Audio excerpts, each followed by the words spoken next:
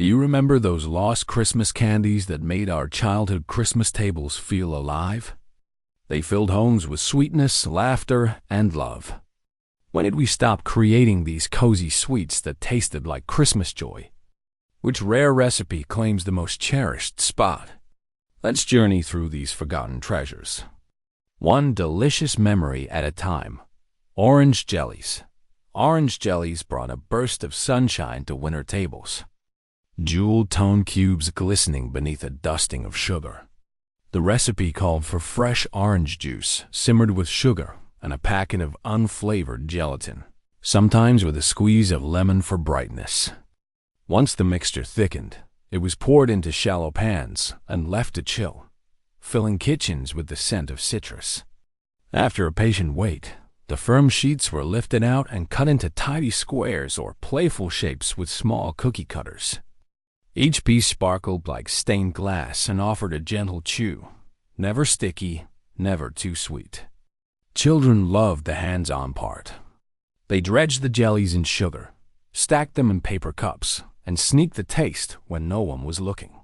Though the technique was simple, the finished candies looked elegant in glass dishes or tucked into holiday tins. Proof that modest ingredients could feel like a special treat when made at home. Green. Cornflake wreaths. Green cornflake wreaths meant sticky hands and laughter echoing through the kitchen. In the early 1960s, Betty Crocker's cookie book tucked this no-bake favorite in its appendix, inviting even the youngest helpers to shape holiday magic. Melted marshmallows, a splash of green food coloring, and a heap of cornflakes came together in one mixing bowl. Children scooped the warm, glossy mixture onto waxed paper, forming rough circles with proud, clumsy fingers. Each wreath was finished with a trio of bright red cinnamon candies pressed in as berries before the marshmallow cooled. The recipe required no oven, just patience and a little supervision, making it a staple at PTA parties and classroom holiday fairs. Mothers and grandmothers handed out smudged recipe sheets, passing along tips for shaping or stories of wreaths that stuck to every surface but the plate. These edible crafts became more than treats. They were a first lesson in holiday giving and a memory that lingered long after the last green crumb disappeared. But old-fashioned taffy. Old-fashioned taffy wasn't just a treat. It was an event. In the weeks before Christmas, families gathered in warm kitchens, rolling up sleeves for the taffy pull. Betty Crocker's 1952 radio broadcast described the ritual in lively detail. Boiling sugar, corn syrup, and a splash of glycerin until the mixture reached a glossy amber, then pouring it onto buttered platters to cool. When the syrup was just right, hot but pliable, everyone grabbed a handful and began the noisy, rhythmic stretching. The goal was to pull and fold again and again until the candy turned pearly white and lost its stickiness. Children competed to see whose taffy would stretch the farthest, while grandparents offered advice and kept time. Laughter echoed as sticky ropes snapped back and tangled, and the kitchen windows fogged with steam. Taffy pulling was as much about the contest as the candy. A holiday spectacle that turned simple ingredients into a shared memory and left fingers sore but spirits high. Butterscotch. Haystacks. Butterscotch haystacks arrived on the scene just as American kitchens started craving speed, without giving up homemade pride. In the early 1960s, glossy magazine columns promised sweets in minutes, and this recipe fit the bill perfectly. A bag of butterscotch chips, a can of crunchy chow mein noodles, a scoop of salted peanuts. No candy thermometer, no oven, no fuss. The chips melted down to a golden syrup, poured over the noodles and nuts, then quickly tossed together until every strand gleamed. Kids loved shaping the sticky mixture into little nests, fingers sticky and laughter ringing through the kitchen. The finished clusters set up in a flash, their salty sweet crunch a far cry from the slow-cooked brittles and fudges of the previous decade. These clusters became a retro favorite at cookie swaps and classroom parties, a treat that felt both modern and handmade. For many, The memory of that sweet is tied to the thrill of instant gratification. A holiday candy that just could not wait. Coconut Bonbons. Coconut Bonbons brought a sense of choreography to the Christmas kitchen, where hands of all ages worked in quiet concentration. The recipe called for sweetened coconut mixed with condensed milk and a dusting of powdered sugar, stirred until thick and pliable. After a brief rest in the icebox, a step stressed in Betty Crocker's 1956 television spot, the chilled coconut mixture was rolled into small bowls, each one pressed and shaped by careful fingers. The dipping stage is where the real excitement began. Melted chocolate, glossy and warm, waited in a double boiler as a production line formed around the table. One person speared a bonbon with a toothpick, another dipped it swiftly, a third set it to dry on wax paper. Timing mattered. The chocolate needed to be just right, not too hot or cool, and every bonbon had to be dipped quickly before the shell lost its shine. Grandchildren learned to watch for the telltale snap as the chocolate set, while grandmothers swapped tips for tempering and keeping the coconut centers moist. The finished bonbons with their smooth dark coats and snowy interiors went into festive tins or were packed into small boxes for neighbors.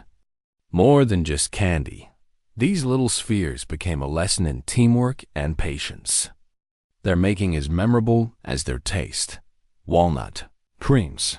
Walnut creams belong to a more refined chapter of holiday hospitality where every detail mattered and every gesture spoke of care.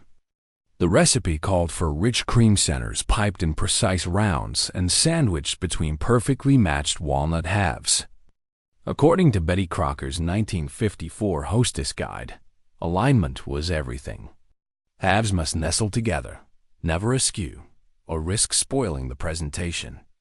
A single drop of moisture could turn the chocolate coating dull, so candies were handled with the lightest touch and stored in lined boxes away from the bustle of the main kitchen. These were not for everyday snacking or sticky-fingered helpers. They appeared only when company arrived, placed on porcelain plates and offered with coffee after dinner. The act of serving each piece, a miniature sculpture, signaled a certain status, a nod to etiquette and the quiet pride of a well-run home. For many, making them was less about the sweet itself and more about the ritual. A chance to show guests that in this house, the little things were always done right. Maple creams. Maple creams carried the taste of Vermont winters, straight into the heart of the Christmas season. In 1959, Betty Crocker's Taste of Vermont booklet guided home cooks through the ritual. Pure maple syrup poured into a heavy saucepan, boiled until thick, then beaten with butter and confectioner's sugar until the mixture turned pale and creamy. The scent of bubbling syrup filled the kitchen, mixing with the sharp chill sneaking in through frosted windows. Once the candy reached the right consistency, it was dropped by spoonfuls onto wax paper, each piece setting up with a soft melt-away texture. These candies were never everyday fare. The cost of real maple syrup made them a holiday luxury, reserved for the most special gatherings or tucked into gift boxes for the neighbors who mattered most.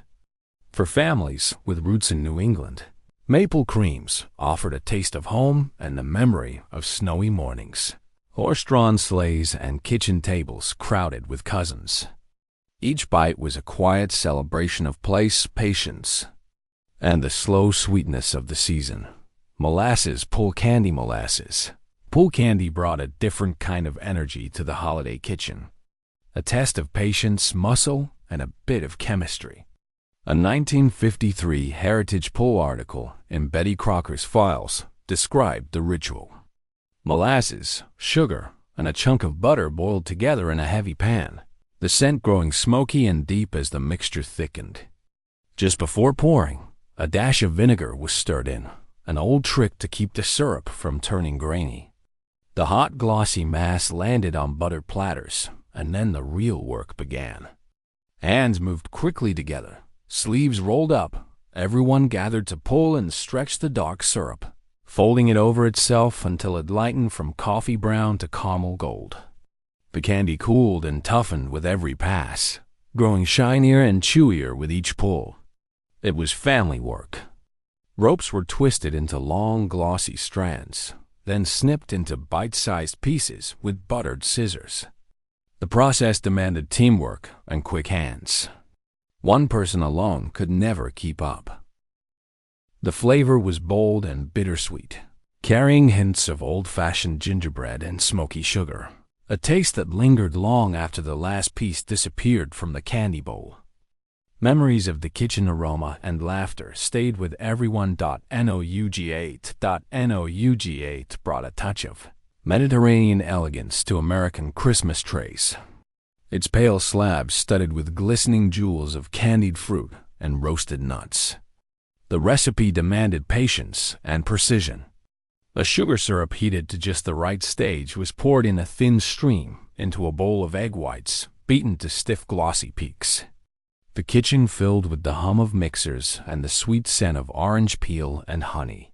Folding in the fruit and nuts was the final flourish. Betty Crocker's 1958 booklets adapted traditional Torn for the American home, guiding cooks through the finger test for doneness and warning of sticky hands and stubborn spatulas.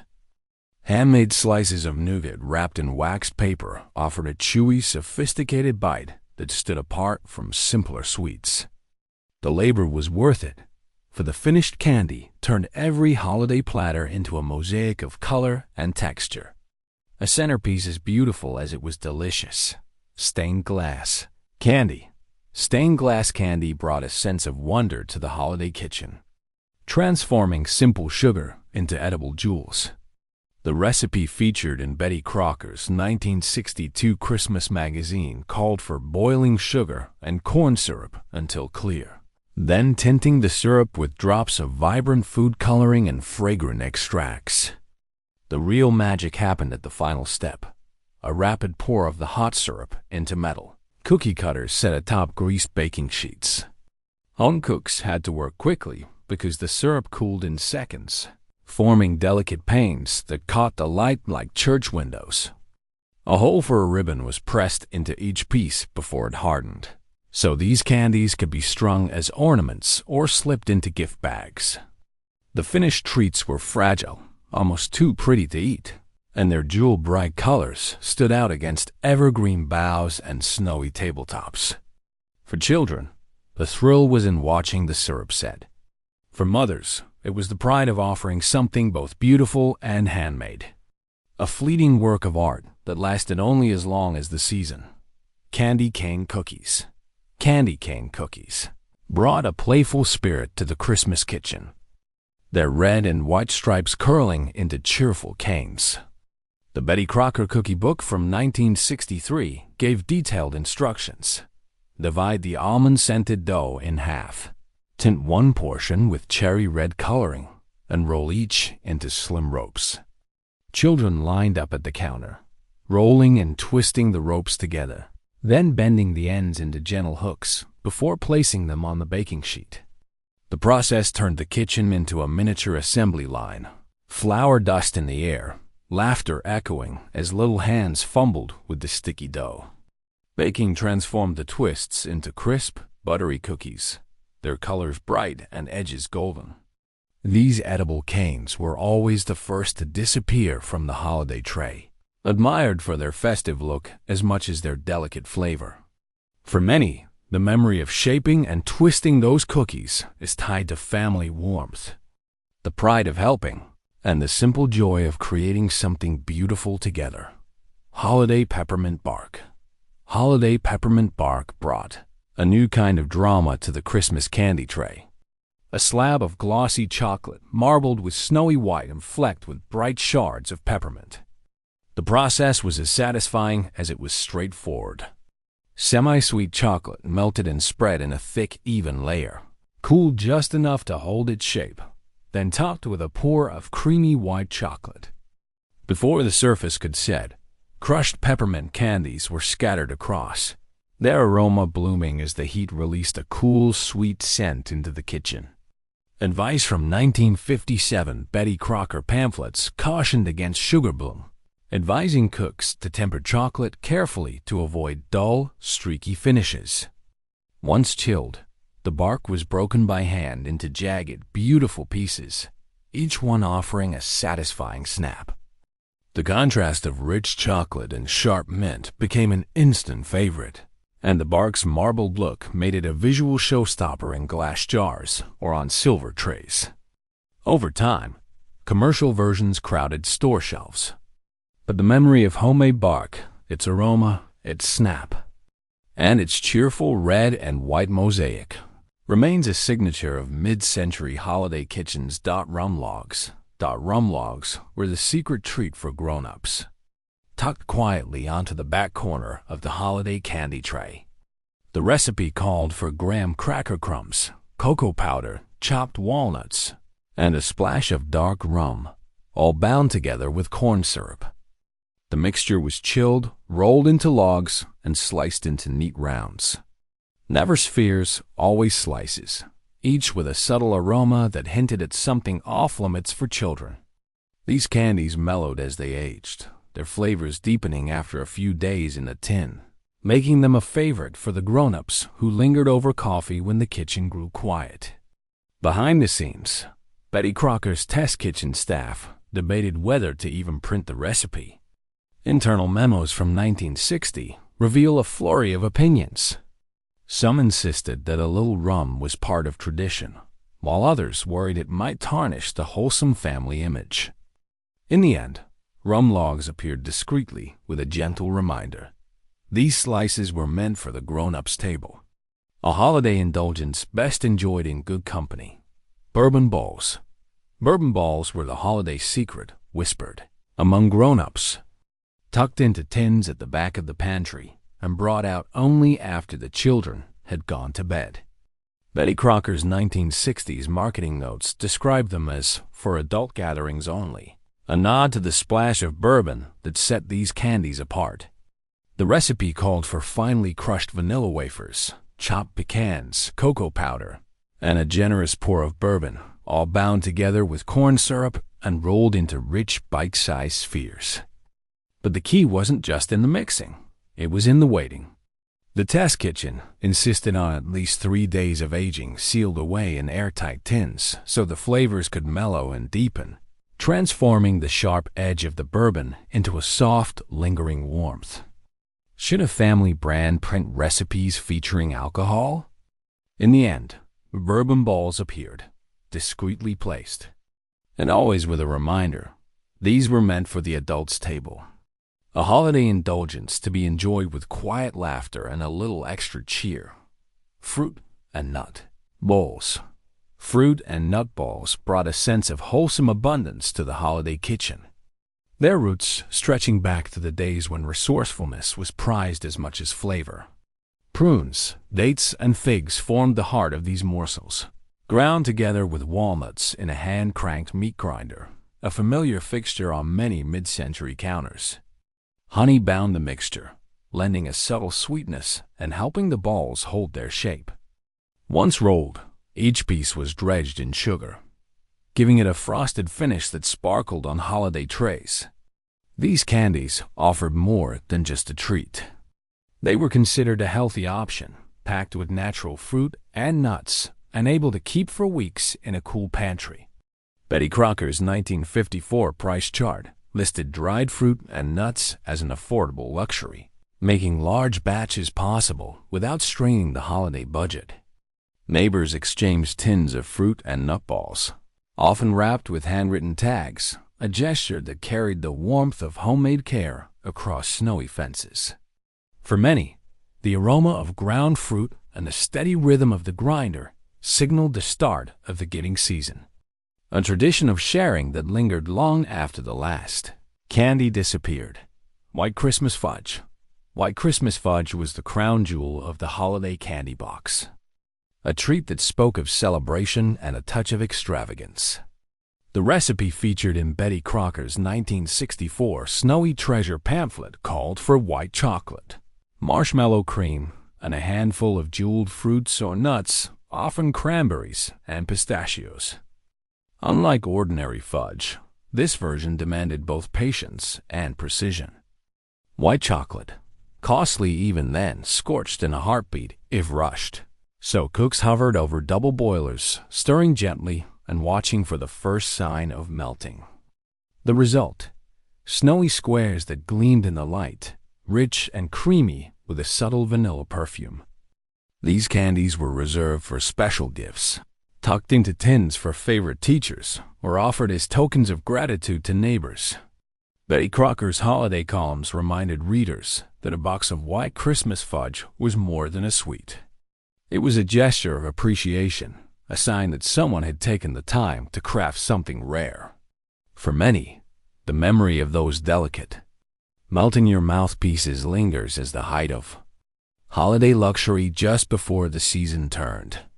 The big batch brittles and simpler sweets, peanut brittle, peanut. Brittle brought a sense of drama to the holiday kitchen where boiling syrup and quick hands turned humble peanuts into golden treasure. The ritual began with sugar and corn syrup bubbling on the stove. Watch closely as the temperature climbed toward 300 degrees.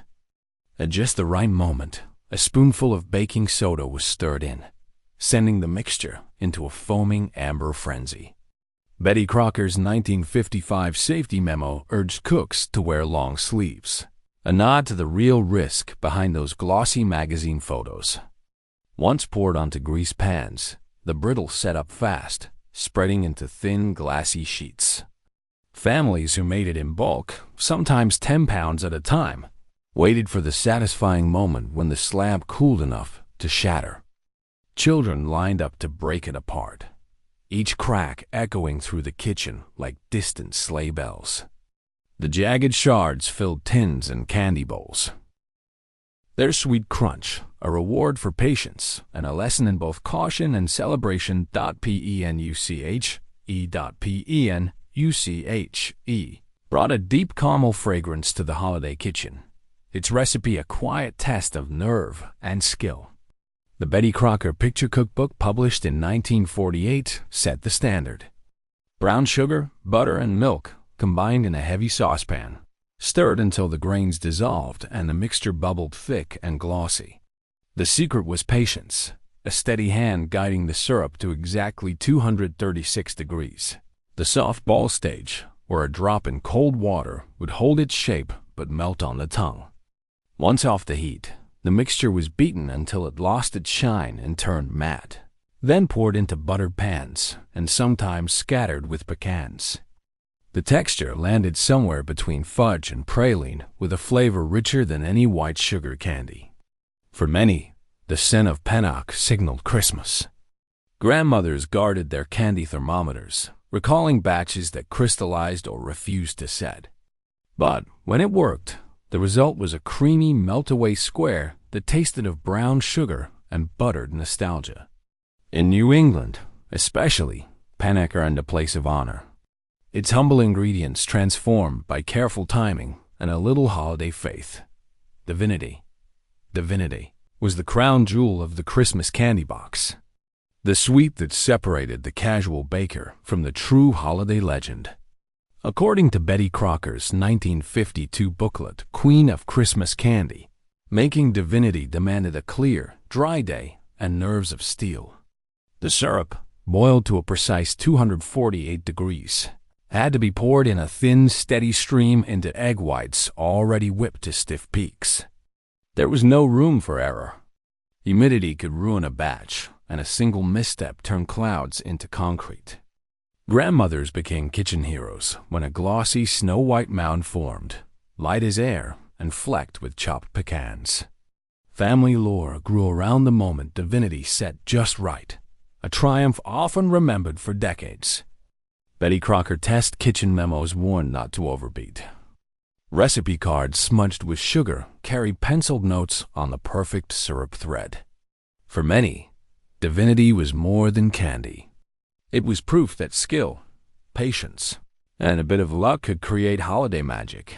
Cherry Snowballs brought a pop of color to the Christmas candy tray, standing out with their blushing centers and snowy white coats. In the early 1960s, Betty Crocker's cookie book introduced a version called Snow Puffs, built around a single maraschino cherry tucked inside each bite. The process started with draining the cherries and patting them dry, then wrapping each one in a sticky mixture of sweetened condensed milk and finely crushed vanilla wafers. The secret to their festive look came next. Coconut flakes dyed a delicate pink with a splash of cherry juice were rolled around each ball until every surface was covered. The result was a platter of candies that looked like tiny ornaments, soft, chewy, and just a little mysterious until bitten into. Families often added their own touches, swapping the coconut for chopped nuts or adding a hint of almond extract, turning a simple recipe into a personal holiday signature. Handwritten cards smudged with cherry juice still surface in old recipe tins, a reminder of the small surprises that made Betty Crocker's Christmas candies so memorable. Homemade sweets were never just about sugar. They were acts of togetherness. Every batch blended tradition, resourcefulness, and love into something far richer than store-bought. Today, recipes fade, but the memories linger. These forgotten confections remind us that the sweetest holiday gifts are not wrapped in foil. They are handmade, shared, and savored with family.